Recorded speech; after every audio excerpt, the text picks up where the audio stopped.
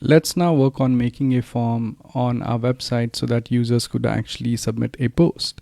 So in order to do that, let's go back to VS Code, and in there, inside the posts app, we now need to create a new file which is forms.py. So let's create a new file. Let's call it as forms.py.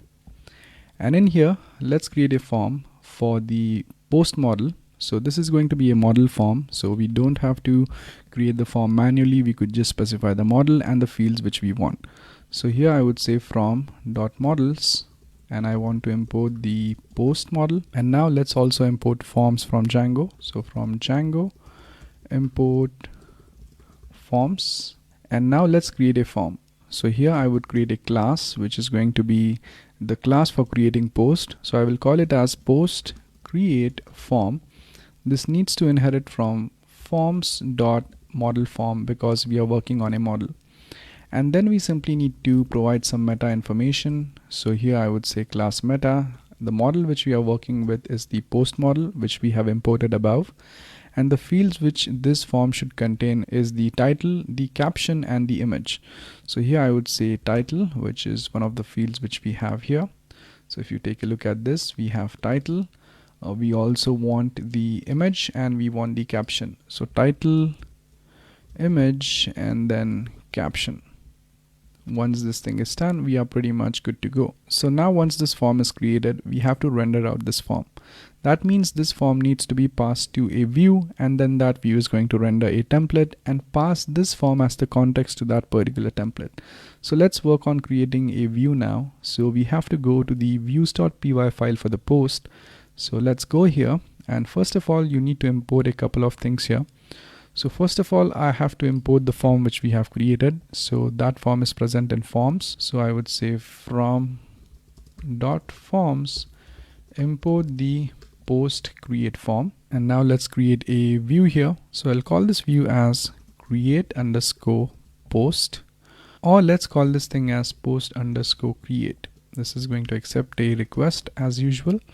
And now first we handle the post method or the post request. So here we say if request.method is equal to post. In that particular case, we want to get the form data and actually create a post.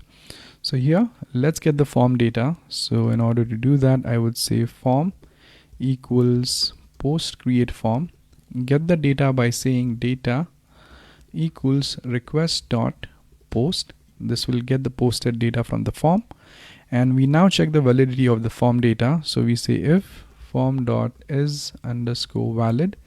In that particular case, get the data, and once we have gotten the data, we simply save that particular data. So now if you directly save the form, so if you say form.save, what would happen is that it will actually save the form, but the user field won't be added up over here. And hence, in order to resolve that particular issue, what we first do is that instead of saving the form directly, we say form.save and set the commit to false. So we won't commit the data to the database as of now. And we are going to save this thing in new item. So I would say new item equals this. And now I would set the user field for this particular new item as the logged in user. So I would say new_item dot user, which means that the user field for this one is going to be set to the currently logged in user. And in order to get the currently logged in user, I simply have to access the request object, and I want to get the user from there. So this gives me the currently logged in user object. Now that's being saved here, and now we have to save the new item. So I would say new_item dot save. Once this thing is done, we are pretty much good to go. Now we have to write in an else part for this. So this else part is actually going to handle the get request. So whenever we want to handle the get request, we say form equals this, and the request data is going to be get. So here I'll get this, and this is going to be request.get, and then we have to return and render a template. So return render, pass in the request object, and then let's say we want to create a template called as create.html for creating the post, and that template is obviously going to be present in the post app. So here I would say post/create.html. So we have not created that template as of now, but we are going to create that very soon. And then we want to pass in this form to that particular template so that the form would be rendered in that template. So let's pass in the form as context. So here I would say pass in form as form. Once that thing is done, we are good to go. So in the upcoming lecture, let's go ahead and let's create a template in the Posts app.